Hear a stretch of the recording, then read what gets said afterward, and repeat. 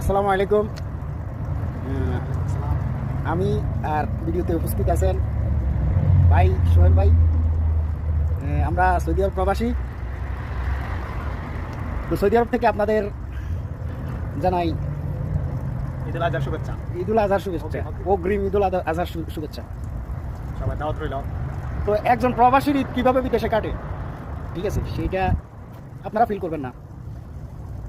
আপনারা তো মনে করেন নামাজ পড়ে আইসা গরু জবাই করবেন, গরু জবাই করে আল্লাহ রাস্তায় গরু জবাই করবেন, করে কোরবান সম্পূর্ণ করে সবাই মিলে এরপরে সবাই মিলেমিশে খাওয়া দাওয়া করবেন, ঠিক আছে। কিন্তু প্রবাসের মধ্যে প্রত্যেকটা প্রবাসী, হ্যাঁ, ওই যে গরু জবাই করা, ওই মিলেমিশে মনে করেন মাংস কাটা, খুবই কম। এরপরে মনে করেন মাংস ভাগ করে, ঠিক আছে, খাওয়া, হ্যাঁ, এগুলো হবে না, ঠিক আছে।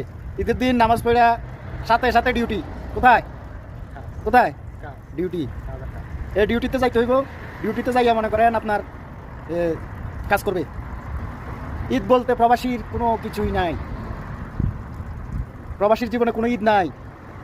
সো গাইজ, আমাদেরকে এবং প্রত্যেকটা প্রবাসীকে দোয়া করবেন।